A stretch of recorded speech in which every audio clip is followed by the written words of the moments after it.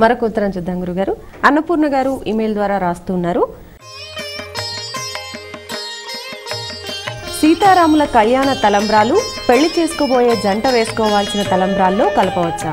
దేవతలకి కళ్యాణం చేయగా వచ్చినటువంటి ఆ తలబ్రాలు ఉన్నాయే, నిజానికి తలంబ్రాలు అనకూడదు, తలంబ్రాలు అనమాట. తలబ్రాలు అరసున్నా పెట్టేవారు, ఇప్పుడు అరసున్నాలు పోయాయి కాబట్టి తలబ్రాలు అనాలి. లేదా నెత్తి మీద పోసుకునేటటువంటి ఆ కళ్యాణ అక్షతలు, ముత్యాలు. సీతారాములు అయితే ఆ రోజుల్లో మంచి ముత్యాలు నెత్తి మీద పోసుకున్నారు.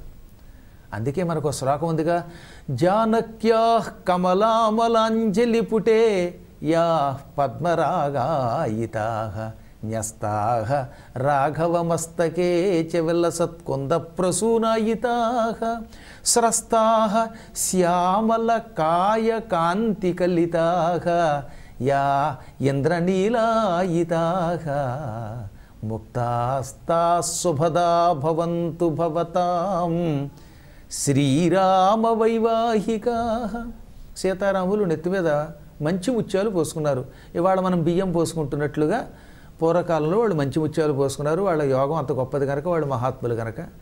ముత్యాలు తెల్లగా ఉంటాయి, సీతాదేవి అరచేతులు ఎర్రగా ఉన్నాయి. ఈ ముత్యాలు ఆవిడ అరచేతిలో పడగానే అవి కాస్త ఎర్రబడ్డాయట. అంటే ఆవిడ అరచేతులు ఎంత ఎర్రగా ఉన్నాయో ఆలోచించండి. అందువల్ల ఈ ముత్యాలు అందులో పడగానే అవి కెంపుల్లో ఉన్నాయట, పద్మరాగాల్లో ఉన్నాయట. రాముడి నెత్తి మీద ఆవిడ పోస్తోందిగా, పోస్తున్నప్పుడు ఆచ్ఛాదన ఉండదు. అందువల్ల అవి తెల్లగా మల్లె మొగ్గల్లా ఉన్నాయట. రాముడి శరీరం మీద పడినప్పుడు ఆయన శరీరం నల్లగా ఉంటుంది కనుక, నీలంగా ఉంటుంది కనుక, ఈ నీలపు కాంతి ముత్యముల మీద పడి అవి ఇంద్రనీలాల వలె, ఇంద్రనీల మణుల వలె మెరిసిపోతున్నాయట. ఉంగరాల్లో నీలం అని వేసుకుంటారు కదా, ఆ రాళ్ళల్లా మెరిసిపోతున్నాయట.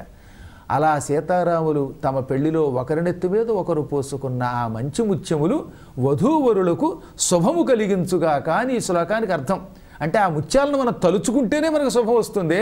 అటువంటిది ఏ భద్రాద్రి రాముడి కళ్యాణమో ఇంకో చోట కళ్యాణం జరిగినప్పుడు ఆ మంచి ముత్యాలు, ఆ తలబరాలు మనకిచ్చినప్పుడు, లేక అక్షతలు మనకిచ్చినప్పుడు వాటిని వధూవరులు పోసుకునేటటువంటి తలబరాలలో కలిపి పోసుకుంటే వాళ్ళు ఎంత అదృష్టవంతులండి.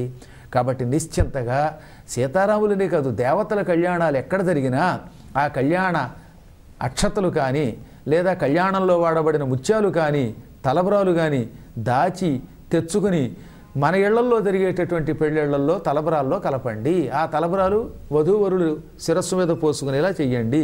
అప్పుడు ఆ వధూవరులిద్దరికీ శుభం కలుగుతుంది. దంపతులు ఐకమత్యంతో ఉంటారు. భార్యాభర్తలు ఎప్పుడు ఐకమత్యంతో ఉండాలి, కీచులాట ఉండకూడదు. అలా ఉండాలంటే ఈ ముత్యాలు తలబరాల్లో కలుపుకోవటం మంచిది.